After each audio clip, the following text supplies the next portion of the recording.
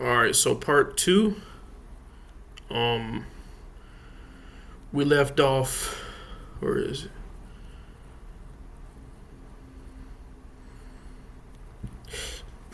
Where is it? Oh my gosh, bro. Not right there. There we go. We left off right here. Among the Bantu Kavarando, married women wear short fringe of black string in front, a tassel of banana fiber suspended from a girdle behind. This tassel having a distance, the appearance of a tail, hence the reporter of early travelers as a tailored race in Africa. Tailed race in Africa. Right. Remember, this sounds like reptile worship. That's what it sounds like. The Nilotic Kavirondo, or the resemblance of a reptile. Nilotic Kavirondo, women wear the tail, but dispense with the fringe in front. For dandy, they wear a goatskin slung over the shoulders. Some of the Bantu tribes practice circumcision. The Nilotic tribes do not, right? Because they're children of Lot, right? Yeah. Patterns are tattooed on the chest and as stomach as an ornament. Men, even husbands, as forbidden to touch the women's tails, which must be worn even if any other clothing is wrapped around the body.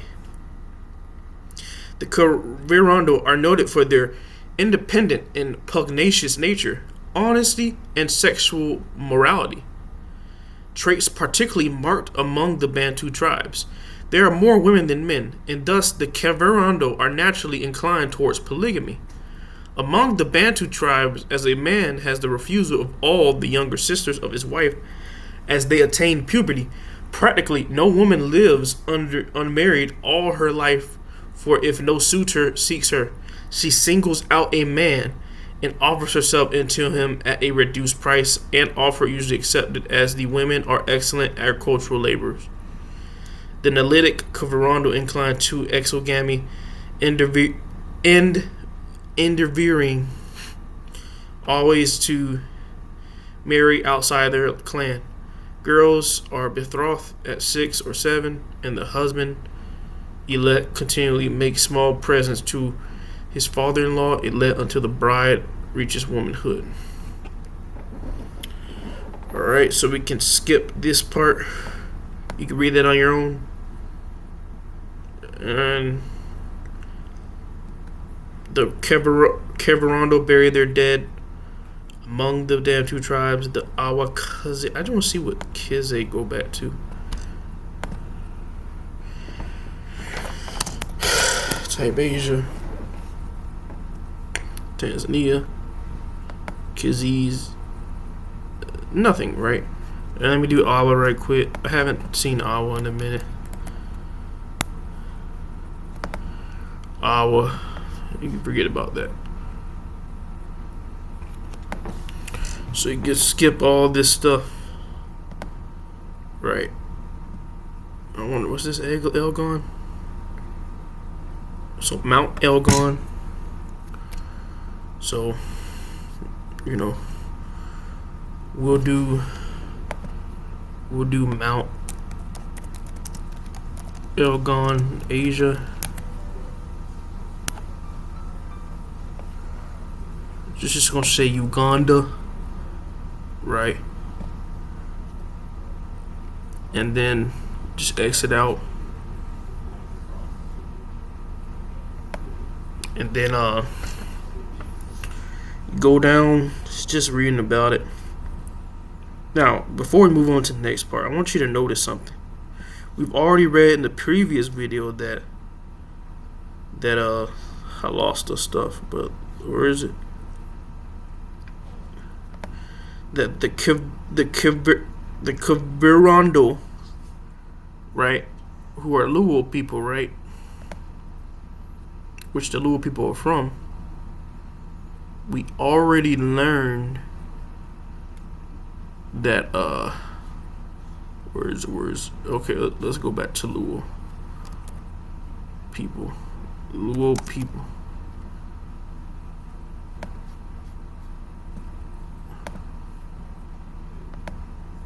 Right.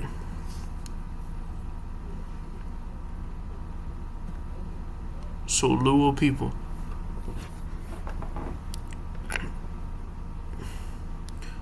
So we already learned that the present-day homeland of Kenya and Tanzania, Luo, lies in the eastern Lake Victoria Basin, down Lowe in former Nyanza province in western Kenya and Mara region, right? Mara. That's another place in India, right? And I just want to mention this right quick. There's a tribe in India, or off an island in India called the Andamanese. Dang, I can't even type the freaking word. Andamanese, like the Andaman Islands, right? In off of Myanmar in India. Jarawa, right? You put Jarawa. So, Jarawa,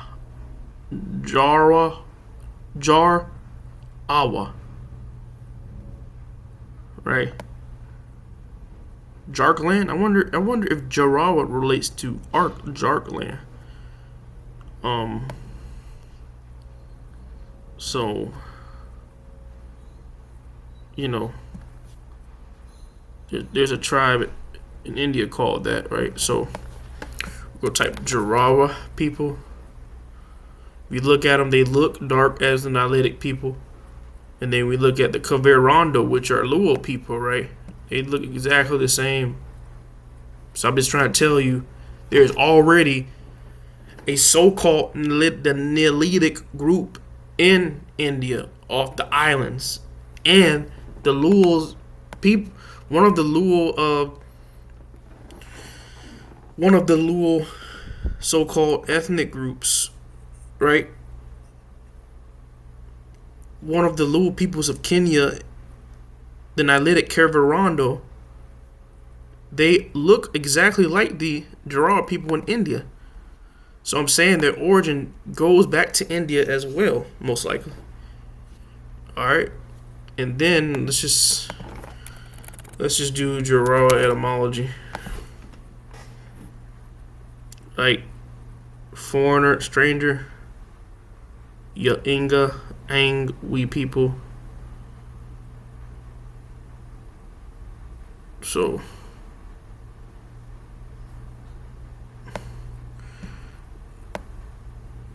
let's see.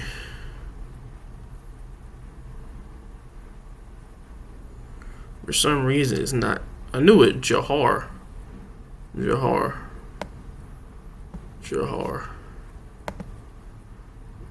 And then Jahar,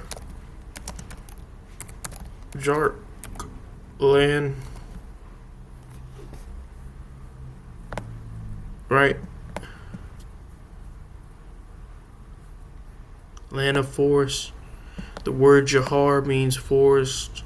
Clan means land. So I theorize that the Jarawa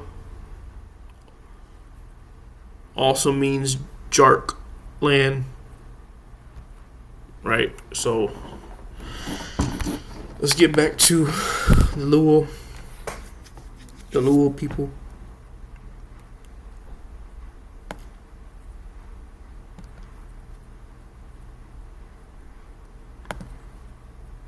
Right, so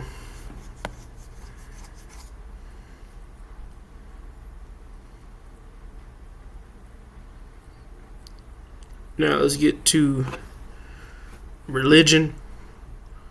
They appear to practice a vague ancient worship, but the northern tribes have two gods, Awafwa and Ishi Shimi.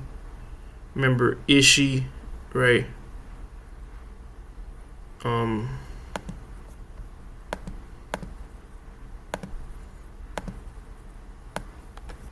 God,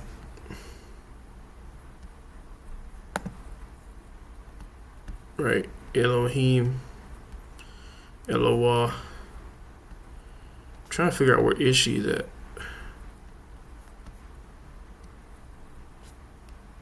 I have no idea where Ishi is. But, that might be it. No, that's not it. So the Ishi. Spirit? Is that Ishi? Nope, it's not. So Ishi. Where is it? The Ishi Shemi. Sounds like a Hebrew guy, because Shem. Ishi. That's a Hebrew name. So yeah. But yeah, that's it on the Kiver Rondo. Now we're getting back. The exact location of origin of the Nilotic people is controversial, but most ethnologists and historians place their origins between Bahar el Ghazal and eastern Equatoria in South Sudan.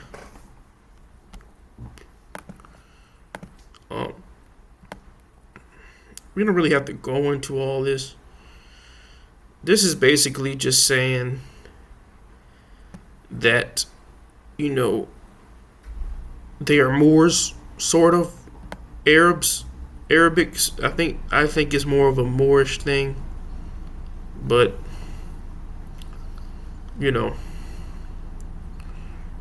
so.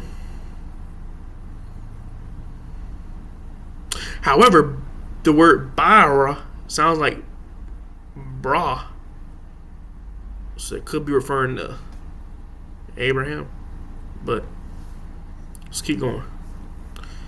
We can skip this. Khartoum. Skip that. Right now we're going to get to this part. Kidero contains the remains of a cattle pastoralistic culture as well as cemetery with skeletal remains featuring sub-Saharan African phenotypes. It contains evidence of other animal domestication, artistry, long-distance trade, seed cultivation, and fish consumption. Genetic and linguistic studies have demonstrated that Nubian people in northern Sudan and southern Egypt are an admixed group that started off as the population closely related to the Nilotic peoples. This population later received significant gene flow from Middle Eastern and Eastern African populations. Nubians are considered to be descendants of the early inhabitants of the Nile Valley, who later formed the Kingdom of Kush, which included Kerma and Meroe, and the medieval Christian kingdoms of Makuria and Nobatia and Olidia. These studies suggest that populations closely related to Nilotic people long inhabited Nile Valley as far as southern Egypt antiquity, right? So, Kingdom of Kush is told is in Africa, right? But there's a Hindu Kush in Central Asia, in Afghanistan, Pakistan, right?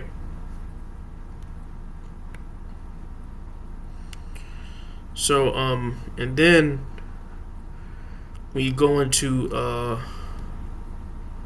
Kerma, not Meroe.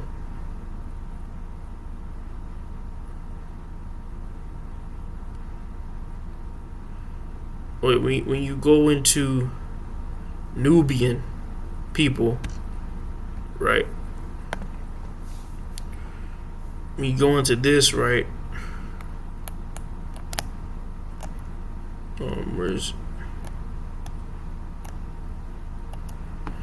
Right, throughout history, parts of Nubia were known by different names: ancient Egyptian, land of Bo, Kerma, Meroitic, Lower Nubia, Greek, Ethiopia, right?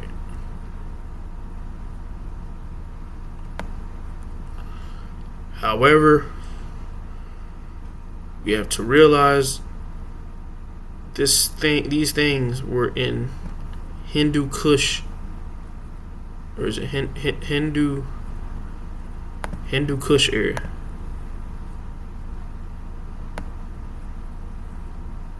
right? Generally as killer of the Hindus, Hindu killer, right?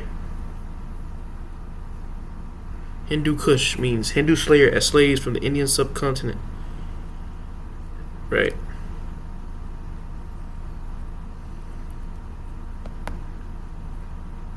So, Caucasus of India.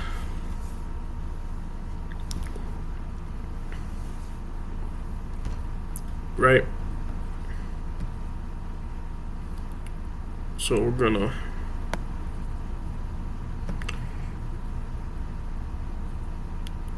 leave this and go back here.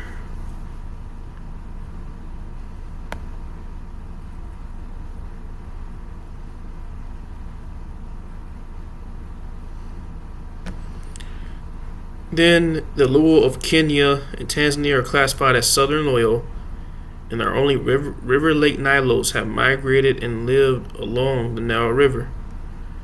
They entered Kenya and Tanzania via Uganda from the Bahr Ghazal region, South Sudan. Right?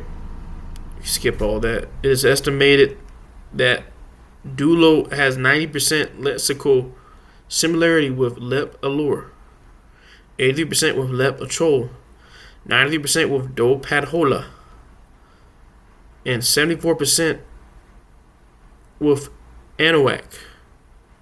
Remember, that sounds like Anak, right? The Anak, the Anakim, right? And 69% with Jer Chol. Luo of Kenya and Tanzania are also called Joe Luo or Joe Nagi, Onagi, a person who has 6 lower teeth removed as a rite of passage during puberty. Singular, Jaluo, Ja Anagi, or Joramagi, Nikaramogi, meaning Ramogi hairs. The Luo clans of Kenya and Tanzania were called Ororo, while among the Nuer they were called Liil. In the Dinka tribe, the Luo are called the Jur Chol. The present-day Kenya, Luo traditionally consists of 27 tribes, each turn composed of various clans, subclans. Jo indicates people of. Now, when you look up the word Jonagi,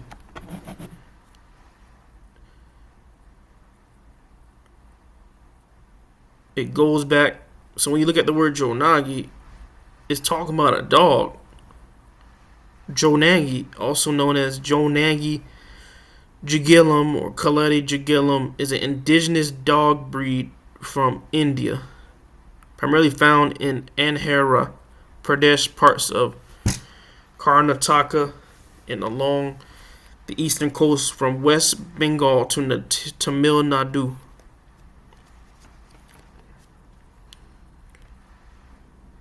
You know, I keep telling you that their history keeps going. It keep their languages and words. The Luo, it keeps going back to India, right? This word goes back to India, and then when you type Onagi, now it's going to Japan. Unagi, you might think of Japanese word for freshwater eel, right? Which is heavily featured, right? Unagi.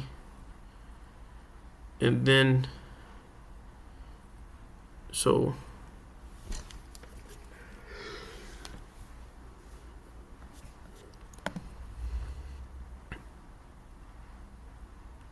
and then, it's talking about 6 lower teeth removed as a rite of passage in puberty. Remember, the Nilotic people, they do rituals like this that is similar to them. I mean, they're all Nilotic, and it all goes back to India, right? And then, you know, you do Jora Mogi. I just want to see what this goes back. No, not Jora Mogi. Nakwara Niakria Mogi. When you where is it?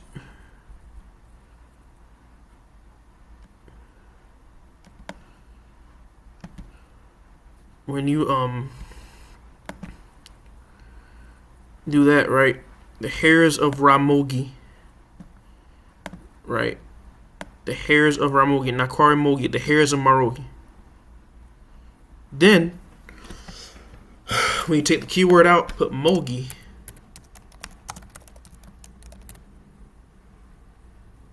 It's Japanese, it's Indian, Brazilian. Right, it's going back to Japan and India.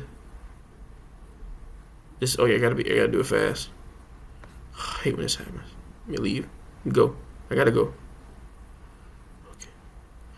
So, most prevalent in Indonesia, Japan, Papua New Guinea, India, right? But, you know, they have the word in their name too. And then we're going to look at Jurchol.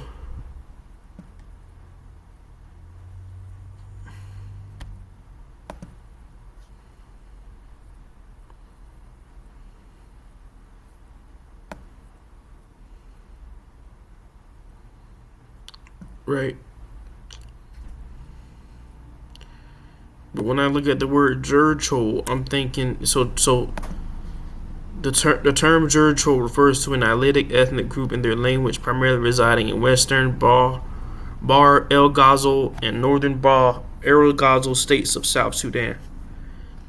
The name and etymology: the people name themselves as Luo or Joluo and speak the Luo language. The Dinka exonym Jurchol is an exonym given to them by neighboring Dinka people. In the Dinka language, Jur translates to foreigner, outsider, while Chol means black. It broadly translates to black stranger. Right. And we're going to go here. The Luo people. Right, so now I ended up looking this part up. Chola dynasty. The Chola dynasty was one of the longest ruling and most influential Tamil dynasty in southern India. Right. So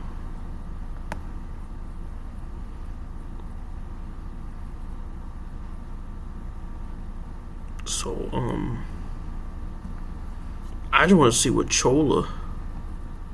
What does Chola word mean?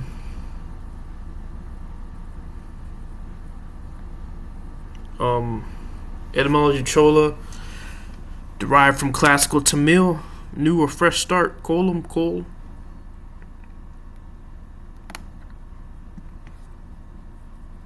You know.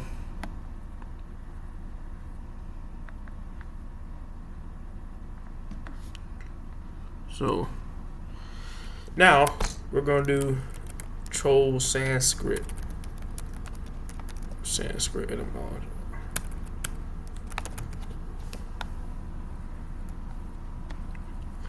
Okay, Chol, Asia meaning. It keeps going Chola.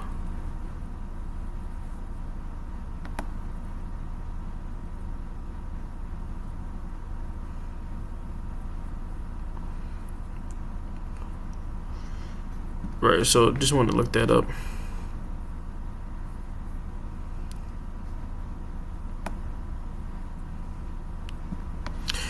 But part 2 is getting concluded. But remember, key things, right? The Luo people relate to the Luo were referred to as the Kavirondo by the British in in South Sudan and Tanzania and Kenya near Lake Victoria. You look at them, they look like, their names, right? Their names go back to India. When you look at the Luo people, so we go to Luo people, right? Luo people.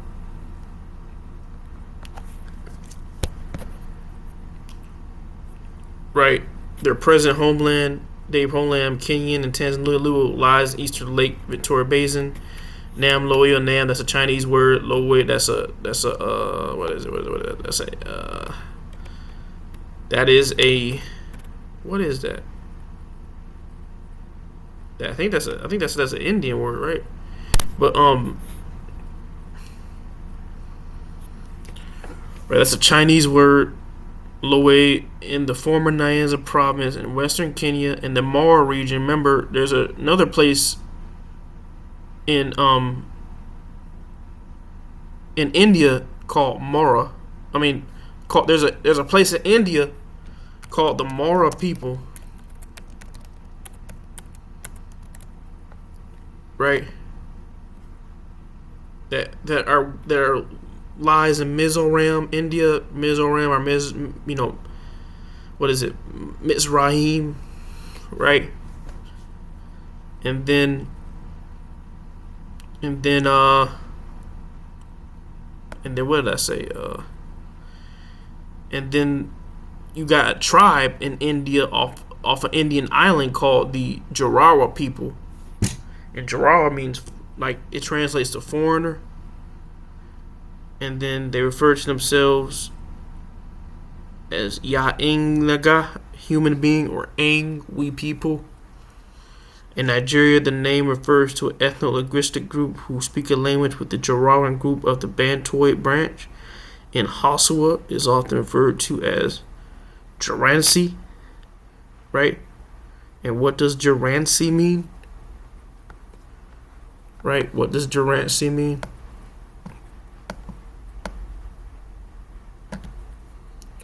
Jaransi meaning. Jaransi, the hostile language term for Jarawan language, also known as Jar language or Jahar, right? So, Jarawa etymology, right? So, remember, there's a place in India. You go back. There's a place in India called Jharkhand land. The word Jahar means forest, Kan means land. In the Hindu epic Mahabharata, the region was referred to as Kark-Kan due to its location near Kark Rekha. It's also known as Ark-Kan during the medieval period, which were known as Jharkhand.